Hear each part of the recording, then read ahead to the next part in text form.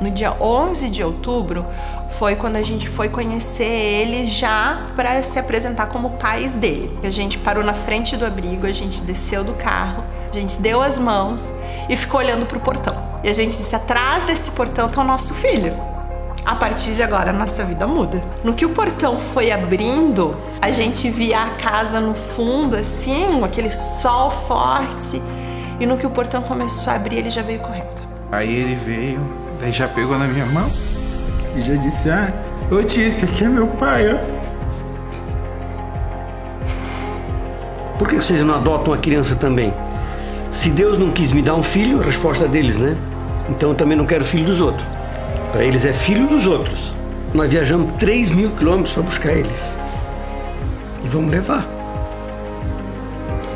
A gente ama muito nossos filhos. E faria de tudo por eles. Às vezes, assim, parece que a gente é o anormal. Poxa, tu adotou? Nossa, né? 3? Não, é 6. Ah, daí a pessoa já quer saber a história, enfim. E eu lembro que eu fui chamada na escola e a professora falou assim, o teu filho, aquele adotivo lá, meu Deus, ele é terrível. Aquela menininha pequenininha, aquela mochilinha nas costas, veio correndo e chorando e me abraçou. Eu perguntei a ela o que foi. Ela disse, é verdade que tu não é meu pai? Você é nossa filha, sim. A gente é pai e mãe, com certeza, até 2 vezes, eu sempre dizia.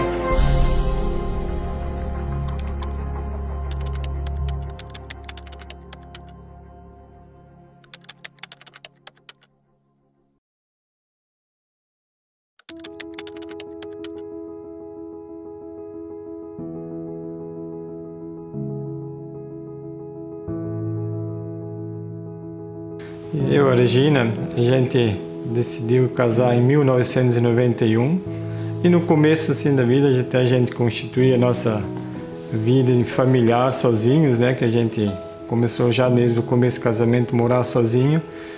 E a gente ficou fazendo isso durante uns 2 anos. Depois disso a gente decidiu ter filhos.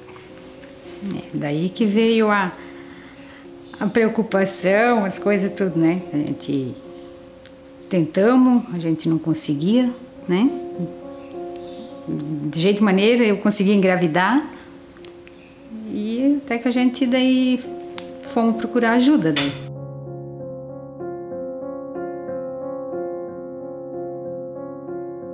Depois que o médico disse que por parte dele que a gente fez aqui em Brusque, né? O tratamento, ele disse que o que ele tinha que fazer não tinha mais recursos, só procurar recursos mais... Então a gente decidiu não. A gente não vai arriscar, daí também, né, por ser esse... Vamos fazer os papéis para adoção. A gente foi bem assim, bem confiante mesmo, assim, sabe? Não, vamos adotar e, parecia assim que naquele momento eu tinha engravidado. Assim, né? Foi bem assim. Então fomos.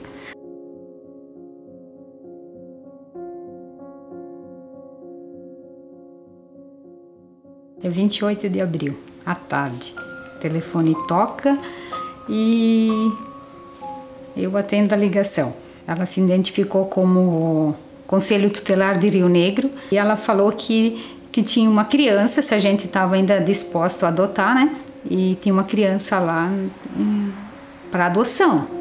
Ela tem 6 meses e só que ela é escura. Ela disse, ela não disse preta, ela disse que ela é escura e vocês têm que vir aqui ver. Daí eu disse, não, eu não vou lá ver, eu vou lá buscar. Não, o juiz disse que vocês precisam vir aqui ver. Por quê? Porque teve 3 casais que estavam na frente e eles não quiseram, por ela ser escura. Aquele dia assim, sabe, eu disse, não, eu vou buscar, né? Eu não tenho, eu vou buscar. Eu sei que quando daí o Dionísio chegou em casa que eu falei isso para ele, nossa, isso era uma alegria, era uma ansiedade, era tudo, era muito legal isso. Para tu entender, eles têm 33 mil pretendentes habilitados à adoção e 4.000 e pouquinhas crianças também disponíveis, já destituídas, né, prontas para serem adotadas. E aí esse número é um pouco assustador, uma vez que se tu fores, né, calcular exatamente, daria mais ou menos 8 pretendentes para uma criança. E isso não acontece devido justamente ao perfil, né, que os pretendentes então preenchem no momento que decidem a adoção. São critérios ali que eles colocam. Eles vão, de maneira geral, querer reproduzir a gestação, a filiação biológica, né? E daí vão procurar um perfil que seja mais próximo dele, né? Das suas características, e vão também daí querer vivenciar, né? Tipo assim, se eu só tô procurando adoção porque eu não fui mãe, eu não fui pai biologicamente, em sua maioria eu tenho interesse em participar das primeiras etapas da vida da criança. A grande maioria dos pretendentes não aceitam crianças pretas ou pardas, sendo que também, né, há um número expressivo de crianças pretas, né, sendo 80% delas dentro dos abrigos e disponíveis para adoção. Então o grupo, ele tende a trazer essas informações. Tu dirias o que? Vanessa, para correr e mudar o perfil, né? Essa não é a nossa intenção. Mas a levar uma reflexão, tem que ser consciente, né? Se for para mudar perfil, uma consciência do que se quer. Mas a gente tem o nosso dilema é a informação, né? Sempre tá levando informação, que isso com certeza aí é um potencial aí para quebra de paradigmas. Só entender o que acontece, né, para poder haver mudanças, né? Primeiro sobre suas escolhas, né? Entender o que acontece, por que essa demora, enfim, está muito ligada ao perfil.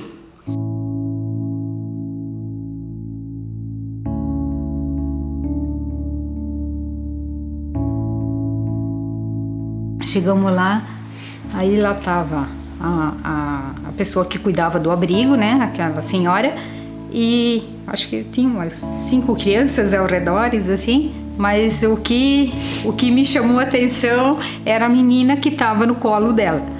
Uma menina morena, cabelo arrepiado, bem curtinho, e aí o coração já batia, né, é minha filha, e pronto, né. Aí fomos lá, daí eu já fui, já se apresentamos, já levei a menina no colo, a menina veio assim, como se fosse filha mesmo já, sabe? Isso... Foi uma cena muito bonita, porque parecia assim que a mãe saiu, deixou a filha com alguém para cuidar, e a mãe chegou, a menina já estava com saudade da mãe. Foi, uma cena que não sai da minha cabeça. Quando a Regina chegou perto, a criança parecia que já se jogou. Foi muito linda aquela cena. Daí também pensei naquele momento, não tem jeito, essa é a nossa menina. Até que quando, assim, daí ela ficou falando, assim, né, que tinha essa menina lá, daí eu perguntei para ela, assim, que dia que ela faz aniversário, eu não sei por que, né? Aí ela me disse, dia 11 de outubro. Nossa, aquilo ali pra mim foi uma coisa. Por quê? Por a gente, assim, ser de igreja. E, assim, o ano anterior,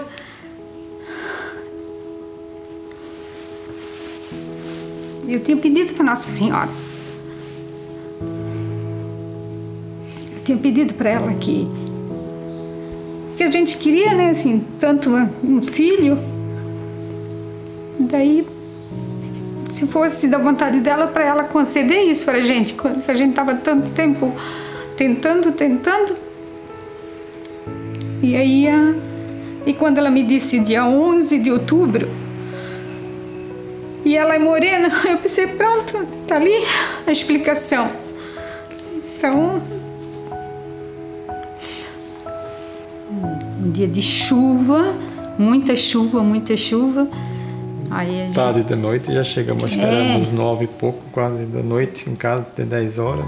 Todo mundo esperando. Todo mundo esperando a menina. Aí primeiro a gente parou na casa da minha mãe, né? Que ela não morava perto. A gente foi lá. Aí eu fui lá e eu disse, mãe, olha aqui. Olha a minha menina.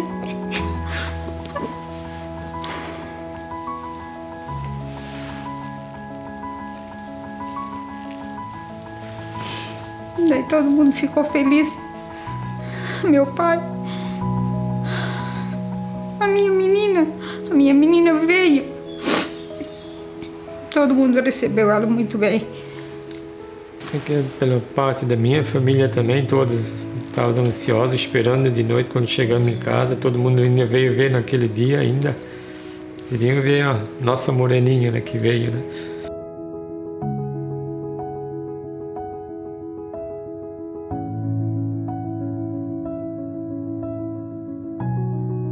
Mas muita gente às vezes pergunta, como é que é criar filho dos outros? Perguntas que foram feitas pra gente. Não é filho dos outros, é nosso filho, né? Filho. Uma vez que a gente decidiu ser pai e mãe de uma criança adotiva, a gente tem que ser pai e tem que ser mãe, não importa mais o passado, né? Sempre tinha, né? A gente ia nos lugares, por ela ser morena, e todo mundo, aí novidade, o Dionísio e a Regina adotaram uma criança, né? Então, aí todo mundo vinha ver e coisa. Mas ela é moreninha, né?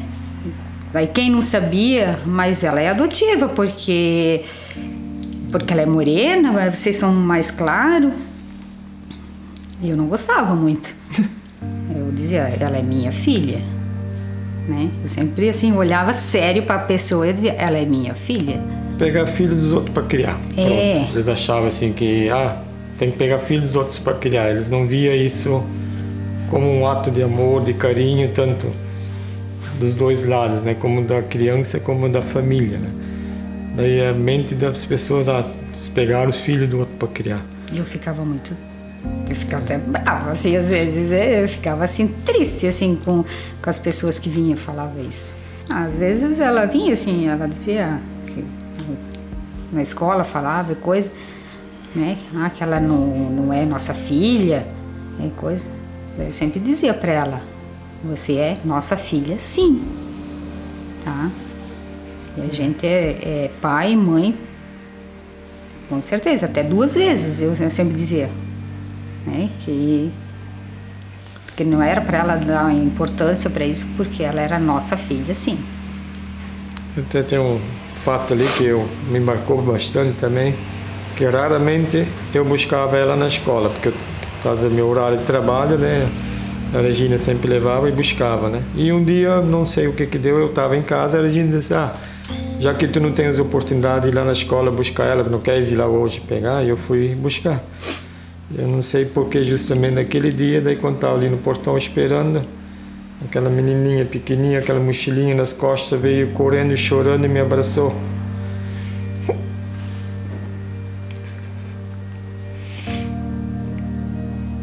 Eu perguntei a ela o que foi.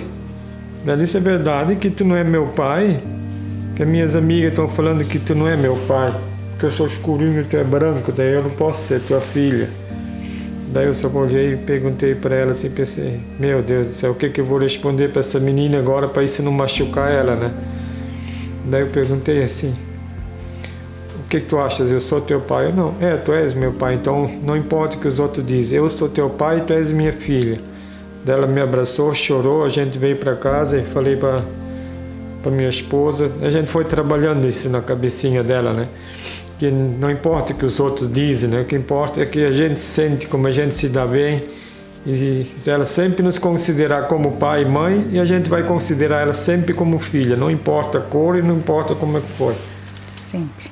E uma coisa daí desde cedo, desde criança, que a gente começou a trabalhar isso na cabeça dela, que ela é nossa filha adotiva, para ela nunca precisar ter medo. Vinham os outros contaram isso depois, quando ela fosse mais grandinha, para aprender. Ela desde cedo já soube disso, nós nunca escondemos nada dela. Eu sempre me achei forte, sempre fui bem instruída pelos meus pais quanto a isso, quanto a ser filha adotiva, quanto a minha cor ser diferente da deles, e sempre tratei isso com muita tranquilidade. Só que eu sofri, sim, preconceitos. Eu ouvia dos meus colegas, ela é escura, parece que não toma banho. O cabelo dela de negro parece de vassoura, não cuida do cabelo. Ah, a boca dela é grande, parece de peixe. Esse tipo de coisa. Mas eu sempre pensava, ai, como são chatos, como são... Que bobeira que eles estão falando, assim. E passava tranquilamente. Eu só fui me dar conta disso, que são frases problemáticas, faz alguns meses atrás, sabe? Quando eu realmente parei para analisar isso, porque eu sempre, como eu falei, os meus pais sempre deixaram tudo muito claro para mim e eu era bem resolvida quanto a isso. Mas tem uma situação que me deixou muito triste, que eu lembro até hoje. Eu estava aqui nesse refeitório com uma amiga minha, comendo no recreio, conversando sobre algum assunto, e ela falou assim para mim: ai, coitada, ela é adotada. Ela falou com tanta frieza, com tanto desdém, e eu realmente me senti coitada naquela hora. Eu me senti... Eu sabia que em nenhum momento eu sou coitada por ser filha adotada, mas eu me senti coitada, me senti impotente por conta disso, e eu comecei a chorar. Eu realmente comecei a chorar e tentando compreender por que ela falou aquilo daquela forma. A gente tinha 7, 8 anos. Por que ela falou aquilo? Da onde veio aquele pensamento para ela? Onde ela aprendeu a ser assim? Comentário dos pais em casa, provavelmente. Provavelmente, né? Eles... Talvez não culpando os pais, mas talvez uma coisa que nem eu e a Regina, nós éramos assim, pessoas bastante conhecidas na comunidade, que a gente participava muito dos trabalhos de igrejas, coisa, e sim, é bastante comentado, né? Daí provavelmente todo mundo falando, a Dionísia, a Regina adotaram uma menina morena, pele escura, eles são assim, claro, provavelmente tinha conversa nas famílias, né? E as crianças inocentes escutavam, né? Talvez no dia que aconteceu isso na escola, crianças lá que falaram não tem culpa, né? Coisa de criança não tem como, talvez, pensar para não machucar ou para... Mas ainda eu acho ainda que assim, um pouco das famílias assim que tem um pouco de preconceito por pessoas mais morenas, né? Eu acho que assim, não sei se talvez que a gente mora num lugar onde assim é mais origem alemã, italiano, coisa, e aí na época, hoje em dia não, hoje em dia já deu uma mistura já, né? Mas na época era só mais clarinho, né? E aí aparece um moreno no meio de uma família. Da uma família. Eu acho que tem um pouco de preconceito sim nas pessoas morenas.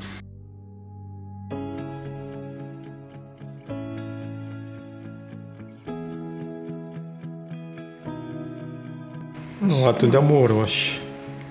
É um ato de amor de um casal que talvez pela necessidade que o casal tem, o desejo de ter filho, ele pratica um ato de amor com um próximo talvez que não tem família. Eu só tenho a agradecer aos meus pais por sempre terem me explicado e deixado claro que família é amor, afeto, cuidado e respeito. Família não é laço de sangue. Tem muitas famílias biológicas que sofrem muito mais com desavenças do que famílias adotivas. Eu sempre gosto de lembrar de um princípio que diz que família adotiva é construída à base do amor, porque os pais quiseram adotar aquela criança. Eles tiveram paixão por aquela criança. Eles quiseram construir uma família com aquele filho, aquela filha. Foi uma gestação diferente, mas com certeza foi muito esperada na ansiedade, na insegurança. Mas depois da família formada, foi uma dedicação constante para a construção do laço familiar e fortalecimento dos conceitos e caráter daquele filho. Porque se tem uma coisa que família adotiva luta, é para que não seja subestimada ou mal compreendida. Família é família, independente de como foi formada. Hoje eu fico mais feliz em saber que as pessoas estão ficando mais conscientes quanto a isso. Os adotantes estão cada vez mais ampliando o perfil de filhos que gostariam de ter, aceitando adolescentes, crianças mais velhas, irmãos, crianças com doenças e negras. Porque independente da cor, filho é filho, pessoa é pessoa. É um filho que eles vão criar. E não descontar a incapacidade de ter um filho biológico na preferência de ter um adotivo da sua cor e um recém-nascido na esperança de poder passar pela fase mãe e pai de bebê. Enquanto isso, há milhares de crianças negras Brasil afora esperando para serem aceitas por alguém de bom coração. Elas só querem uma família, e é isso que eles podem dar a elas.